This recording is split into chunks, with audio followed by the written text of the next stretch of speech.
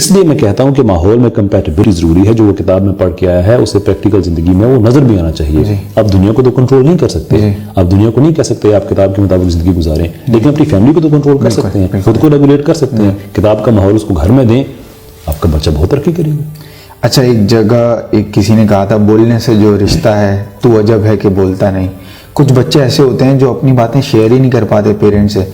اس میں ماں سے تو ایک الگ رشتہ ہوتا ہے ہر بچے کا, لیکن باپ ہم نے دیکھا ہے ایک خوف, باپ سے ایک خوف ہوتا ہے. باپ بھی ہٹلر بن کے گھوم رہا ہے گھر میں, مطلب بالکل تھوڑے سا اسپیس نہیں دیتا بچوں کو کہ یار اس کی سن لیں, اس کے ساتھ کیا مسئلے چل رہے ہیں.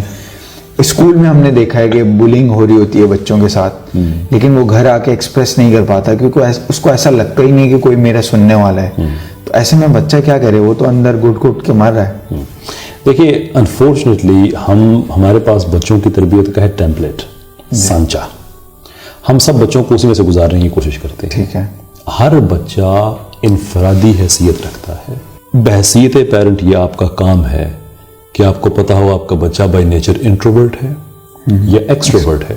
وہ ریکگنائز نہیں کر پاتے. یہ پیرنٹنگ سکل کا فقدان ہے. ان کو پتا ہونا چاہیے کہ آپ کا بچہ زیادہ اندرونی طور پہ افکار رکھتا ہے یا بیرونی طور پہ وہ زندگی کو ایکسپلور کرنے کے حق میں ہے. وہ زیادہ بیٹھ کے غور و فکر کرنے والا ہے یا باہر جا کے تجربات کرنے والا ہے. اس بچے کی لرننگ جو اس کی جو پروفائل ہے ایجوکیشن کے حوالے سے, وہ اسکول کا کام بھی ضروری ہے کہ وہ کرے, والدین کا کام بھی ہے. یہ بچہ ایکٹیوسٹ ہے, یہ بچہ ریفلیکٹر ہے, ٹھیک ہے, یہ بچہ پریگمیٹسٹ ہے. اس بچے کا ذہن کس طرف جاتا ہے, یہ بیٹھ کے لکھنا پڑھنا زیادہ پسند کرتا ہے یا یہ کھیلنا زیادہ پسند کرتا ہے. اگر جو کھیلنے والے زیادہ بچے ہیں ان کو آپ کھیل کے ذریعے ایجوکیٹ کر سکتے ہیں, ان کے نیچرل ان کا جو لرننگ ہیبیٹیٹ ہے اس کے اندر رکھ کے. جو بچہ بیٹھ کے پڑھنے والا ہے آپ اس کو بیٹھ کے پڑھا سکتے ہیں. یہ ٹیمپلیٹ ہر بچے کے لیے ایک ہی رکھ دینا یہ ناانصافی ہے, یہ نہیں ہونا چاہیے.